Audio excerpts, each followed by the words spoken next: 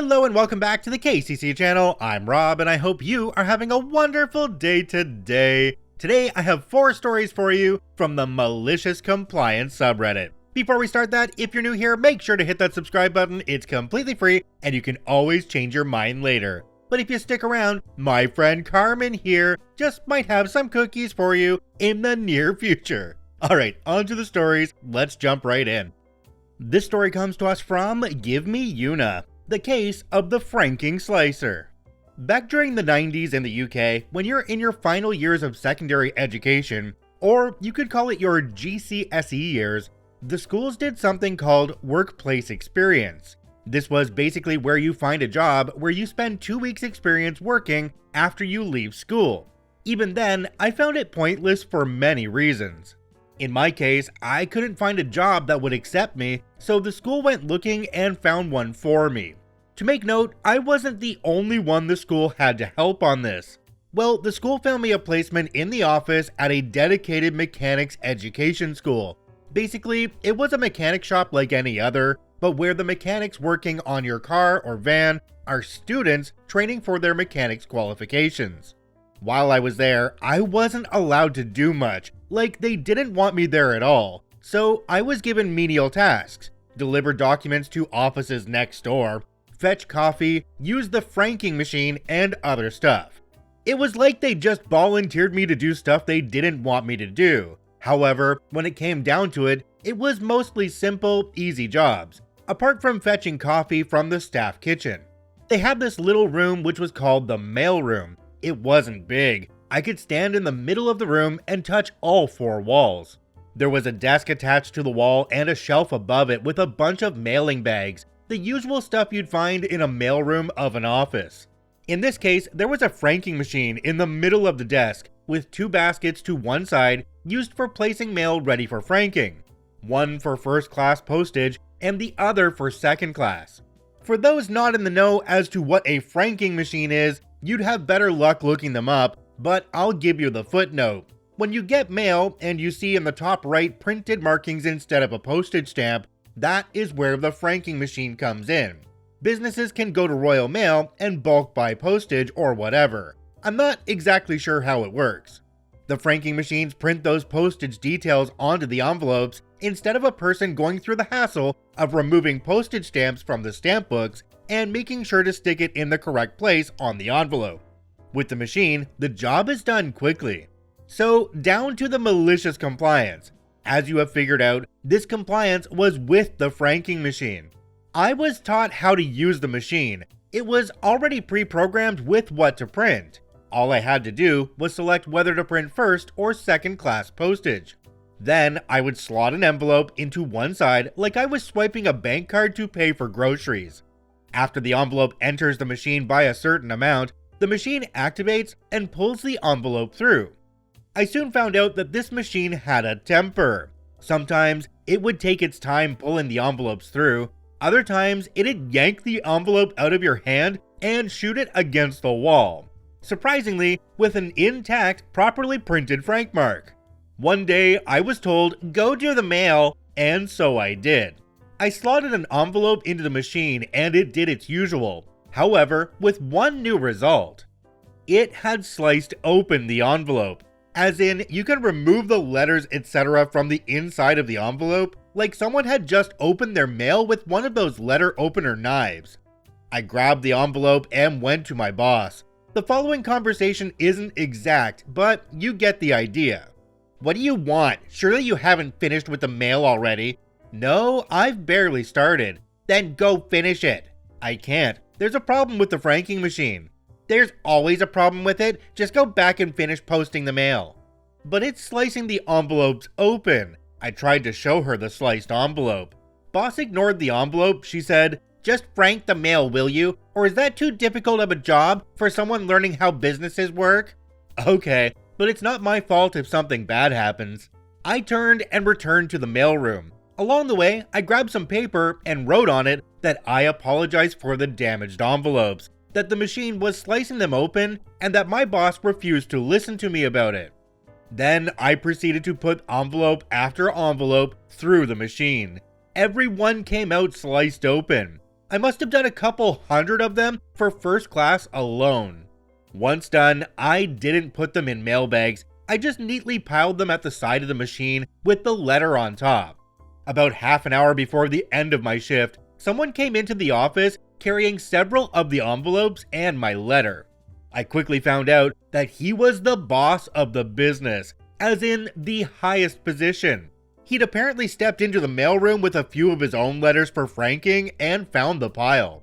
After arguing with my boss and me being blamed for it like I was snooping into every envelope to see what I could find. So I volunteered to show what was happening. My boss and her boss grudgingly accepted my offer, so I grabbed a sheet of plain paper from the nearest fax machine and a fresh envelope. Putting the paper in the envelope, I asked Big Boss to seal it as confirmation that it's sealed. I then led them both to the mailroom, at arm's length so they can both watch me. I gently slotted it into the machine until the machine took over. Sure enough, the machine coughed out a freshly sliced envelope. Then, my boss tried telling me off for not telling her, only for me to say that I tried, but she refused to listen. I only did what I was told. I was let off in the end. The next day, the machine was unplugged, so nothing was getting posted. The day after that, there was a couple of piles of postage stamp books, which of course, I had to stick on the envelopes. When I returned for my second week there, I was shown how to use a brand new machine. This new machine was a dream. Just imagine you had spent 10 years driving the same car until it was falling apart, and then you finally upgraded to a new car that is so new the mileage on it was still double digits.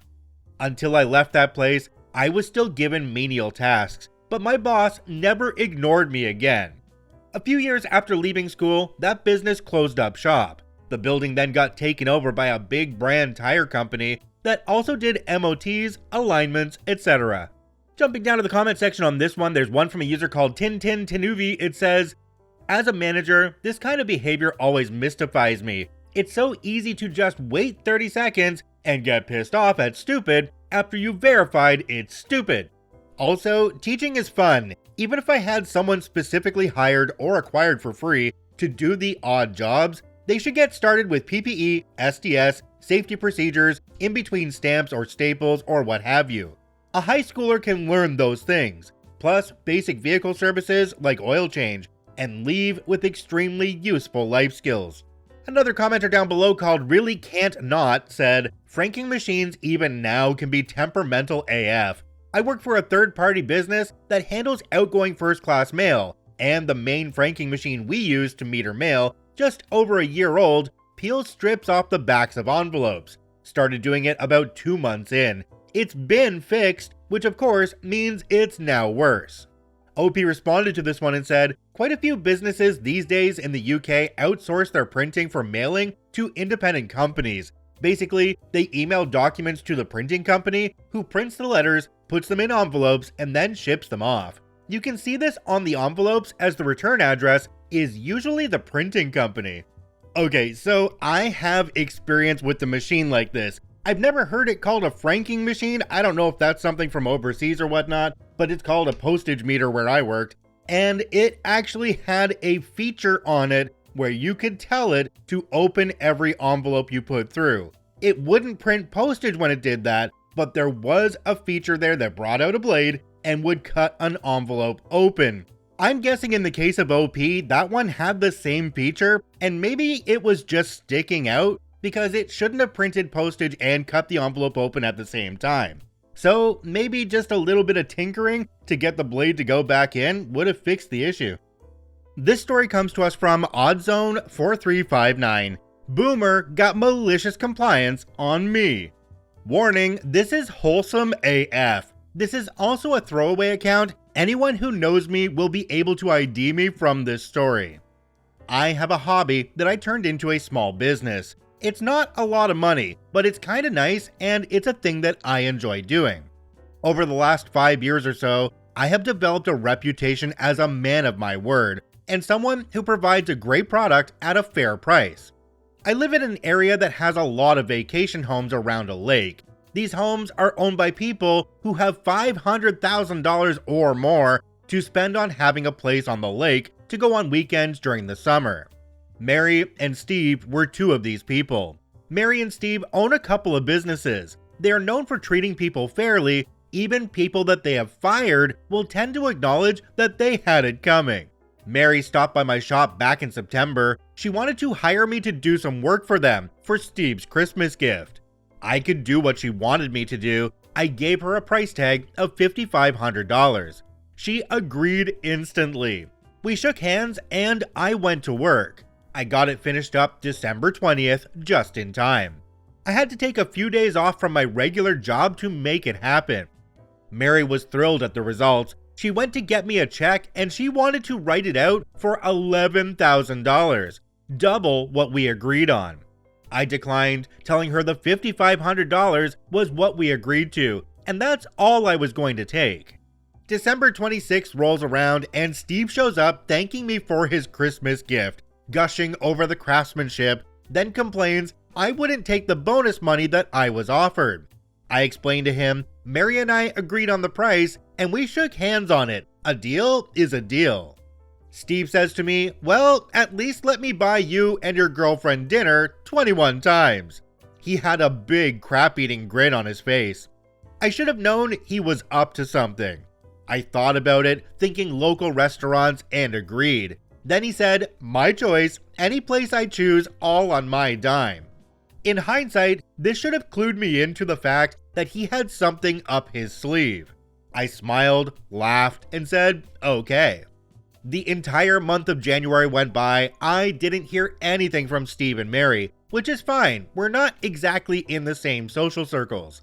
At the end of January, all of a sudden, my girlfriend just got super happy, like giddy. I knew she had a secret she was keeping from me, but I wasn't sure what. She told me pack my bags for a Valentine's Day trip. We would be gone for 10 days, and bring my passport. We would leave on the 10th of February, 19 days ago. We got to the airport, and who would you guess was there? Steve and Mary. I was shocked as crap. Steve said he had a debt to pay, and he owed us 21 meals at the time and place of his choosing. And he chose Rome over Valentine's Day. I tried to say no. He threw my words back in my face. A deal's a deal. The four of us spent the next week in Rome, Italy. Steve and Mary paid for our flights, hotel room, and 21 meals. All of our tours and transportation was on us. We got back home on the 22nd of February. We had a great time. Okay, so part of me on this one is like, hey, I get to go on a trip and it's gonna be awesome. And part of me is like, I gotta spend 10 days in a place I don't know with people I don't know. Anxiety? Anyone? I truly hope that OP and his girlfriend were able to make a lasting friendship with this other couple, because it sounds like that's what this other couple wanted, you know, taking them on a trip across the world for 10 days. This story comes to us from Affectionate Yam 886. This is not a mistake. Last year, I was ordering an upgrade for the server room at work. It was a large, expensive upgrade that cost over $500,000. If you've ever had to call a manufacturer to order equipment at this amount, you may know that once you get a good reputation with the manufacturer, they tend to cut red tape for you to maintain a good working relationship with your company. I, in the past, have bought equipment for my personal use at home, and it takes forever to get a rep on the phone, and they often screw you on the deal. While I was making the order with the manufacturer, I inquired about getting personal equipment to see if it would be possible to make a separate order for myself with my own money. The rep had no issues with it and was happy to make the second order. He placed both orders and even gave me a company discount for my order. Now, I did make it perfectly clear that the second order was a personal order and not in any way connected to the corporate account or order. He confirmed this and the order was locked. A few months went by and the equipment showed up in the loading dock at work and everything was in order. However, my order never arrived at my house. I attempted to contact the manufacturer but got put on hold for hours. I gave up for now and figured I would try again in a few days. The next morning, the equipment showed up. It was an exact match for the equipment that was sent to my work. Now, keep in mind, the order I placed for my house was a blade server that was just over $6,000 US. This was not what I ordered. I went into panic mode as I can't afford this equipment, and when they bill me, I will be screwed. I checked my bank account and found no charges yet. Now I'm really panicked, as now I think they billed it to my company, effectively double charging them. I expect I will get fired. When I returned to work after my weekend, I emailed billing and got a copy of the invoice. Well, they didn't bill my company for the equipment sent to my house. Now I'm really confused. So at this point, I drop it. It is a pain to get them on the phone, and I can't call the corporate line when it's a personal order. A month later, I got an invoice in the mail with a late charge for failure to pay. Okay, now I can get this fixed. I see that they want $6,000 plus $250 for late charges. That's odd. I call the retention number and get a rep. I gave her the account number and she told me she needed to transfer me to a manager due to the amount. Okay, cool. The manager picks up the phone and I try to explain the bill is wrong and the equipment they sent wasn't what I ordered. And he immediately cut me off with, "You need to pay the invoice. You're in violation of the contract and we will sue you if you don't pay it immediately." I tried again to explain the equipment issue, but again he cut me off and demanded I pay. So I told him I would take care of it then. I said sorry for being an inconvenience and I will call my bank right away. I then confirmed the bill amount and the part order number from my equipment labels. He confirmed it and said, "See, there was no mistake." And as I was about to hang up, I know I heard him say in a smug tone to someone else, "That's how you deal with poor dickheads." Called my bank and got them to unblock the transaction. It was stopped for fraud alert. The amount was paid. I am now the owner of a $500,000 server room in my basement. A few months later, I had to order some more connectors for the fiber lines and spoke to their rep again. I inquired about buying personal devices again since the last time went so well. Apparently, they can't do that anymore. Something about a manager fraud investigation? Can't imagine what that's about. Jumping down to the comment section on this one, there's one from a user called El Smurfo. It says, "Your electric bill will likely make up the difference in not too long." Another commenter down below called Bonnie Money says, "Think I would have tried to sell it. Even half price is a substantial reduction on a mortgage." Gotta say, I probably would have tried to sell this myself as well, but then I got to thinking, how big is the market for something like this anyway? The only people that are probably going to buy this are going to be big corporations, and they're not going to go through somebody in the public. They're only going to want to go through a business that has warranties and service, etc. So you're kind of stuck in that case, unless you really break it down and part it out and put it up on eBay or something. I don't know. What would you guys do in this situation? If you're on YouTube, comment down below. And if you're on the podcast, well, go to YouTube and comment down below. This story comes to us from Stratton MTB. There will be no dirt on your tires. So I've worked at an outdoor retail store for a little over 2 years now. The employee turnover rate at my job is pretty high, with most only lasting a few months. Thus, I have become one of the more knowledgeable employees, and I work primarily in the bike shop. Now, the bike shop manager also happens to be head bike tech, meaning he is often busy repairing and building bikes. He has taken a liking to me, and as such, I do most of the part ordering, repair check-ins, and restocking and merchandising of the department floor. One of the few employees who has been working longer than me bought himself a brand new fat bike last spring. He lives in a small apartment, and so he stores his bike at the shop, as the bike shop manager and the store owner allow it. However, it is meant to be stored in the warehouse, not on the shop floor itself. Well, one day we got a large order of bikes that we wanted to put on the floor. I went and asked this employee if he could move his bike to the warehouse or if I could for him. He told me, yes, you can bring it to the warehouse, but I don't want dirt on the tires, It needs to stay shiny and clean for the winter. Also, please put it in a corner or something where it won't get dinged or scratched. Well, I am a kind and accommodating coworker. However, I don't fancy having to carry this large bike the 500 feet or so to the warehouse. So I decided that I'd make sure no one would scratch his bike. In our warehouse, half of it is dedicated to backstock, and the other half has our paddle sports department. In the backstock side, half of that is large shelves like you'd see at Costco or other large grocery stores, and the other is bike racks for our stock that won't fit on the floor. The top of these shelves are usually left empty as we don't have a forklift, and there usually isn't enough merchandise to facilitate needing that extra space. This open space, 20 feet off the ground, is where my malicious compliance took place. Carefully, I climbed the ladder to the top of the shelf, carrying his bike on my back. Once up there, I carefully tied it to the post that was left up there and stood it up on some cardboard boxes so as to not dirty the tires. I then climbed down and moved the ladder. I then continued about my work and finished the merchandising. My bike shop manager has a great sense of humor, and so when he went to the warehouse to grab a bike in for repairs, he about lost it when he saw what I had done with the bike. He came back into the store laughing his head off and agreed that it was a justly earned prank.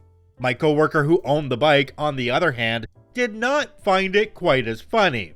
He is shorter than me, and so he could not reach high enough when on top of the ladder to get it down. When I left in the fall for school, it was still up there, and I imagine he will have had to get another coworker to get it down for him. Jumping down to the comment section on this one, there's one from a user called AppropriateRip9996. It says, "Best move your own bike and not ask others to do it for you." Another commenter down below called Linglass said, "We are talking bicycles, not motorbikes here, yes? That or you are the Hulk carrying a motorbike to the top of shelving." Opie responded and said, "I wish I could put a motorbike on my back and climb a ladder. This was just a human-powered fat bike. I believe a Corvus Akio, if I remember correctly." Wait a minute, so Opie put this bike up on top of the shelf, and then the guy who owned it never had anybody bring it back down? And Opie worked there for a long time afterwards, and it just stayed up there? That's kinda odd. I guess I'm just not understanding why you'd leave that bike up there. I mean, they cost anywhere from $1,100 to $3,900 for that particular model. Why wasn't he riding this thing? Was it gonna go up in value over the years like a sports car? I don't think so. Did you know that every KCC video is uploaded in podcast form as well? Search for Karma Comment Chameleon on every major podcasting platform. I thank you for watching and listening. I hope you have a wonderful day, and we'll see you tomorrow.